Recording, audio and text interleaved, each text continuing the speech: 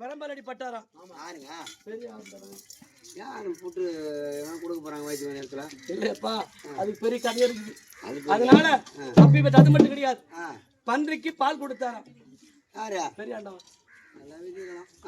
ஏப்பா ஏன்னு கேட்டா, சக்தி சிவன் வரும்போது 4 குட்டி போட்டுச்சு பண்ணி வராங்க. 4 குட்டியா குட்டி போட்ட உடனே தாய் பன்றியானது இறந்து விட்டது. அந்த பண்ணு குழந்தைங்க பாலுக்கு இல்லாத வதிதான். சக்தியை பார்த்து உமா பரமேஸ்வரி பார்த்து பெண்ணை பார்வதா பொட்டை பண்ணிய உருவெடுத்து அது பசி பிடிக்க வேண்டும் அப்படின்னு சொன்னாராம்.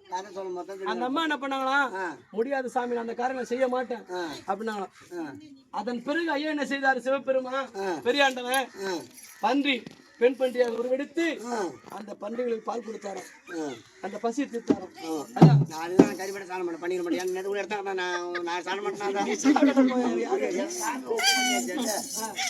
அதனால பன்றிக்கு பால் கொடுத்தார், காட்சி தந்தார், நாரைக்கு முத்தி கொடுத்தார். அது மட்டுமா, வல்லாள பிள்ளைகரிய சொன்னாராம். வல்லாளம் பிள்ளைகரிய. ஆமாங்க, அந்த வீட்டுல ஒரே ஒரு பிள்ளையா. அவங்க உப்பு வரிக்காது, சிவனுடைய அடியார், சிவனுடைய பக்தி அதிகமா. அப்படி இருக்கும்போது அப்படி பெற்ற சிவபெருமான் அந்த வீட்டுல ஒரு குழந்தை, அந்த குழந்தை இருந்தாதான் சாப்பிடுவாரா. அன்னைக்கு தினத்துல அவங்க வீட்டு சாப்பாடு போறாங்க.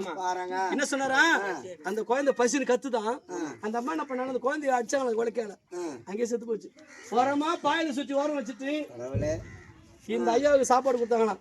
அது என்ன சொன்னா தெரியுமா, அம்மா அந்த வீட்டுல யார் வீட்டு நான் சாப்பிட போனாலும் ஒரு குழந்தை இல்லாத என் கூட சாப்பிட மாட்டேன். என்ன மாதிரி அப்படிதான் கரெக்டா சத்தியமா குழந்தை சாப்பிட மாட்டேன். சாப்பிட கிடைச்சிடும். ஏன்னு கேட்டா, அப்பயே வச்ச பெரிய ஆண்டவன் என்ன செய்தாரு, சுவாமியினுடைய பிள்ளையானது இல்லையம்மா, எனக்கு ஒரு பிள்ளை இருக்குது, அதை கூப்பிட்டு வருவானாராம். அந்த அம்மா கூப்பிட்டாங்களா, அந்த குழந்தை உயிரா இருந்து வந்துட்டான். சேர்த்து போட்டு போனது.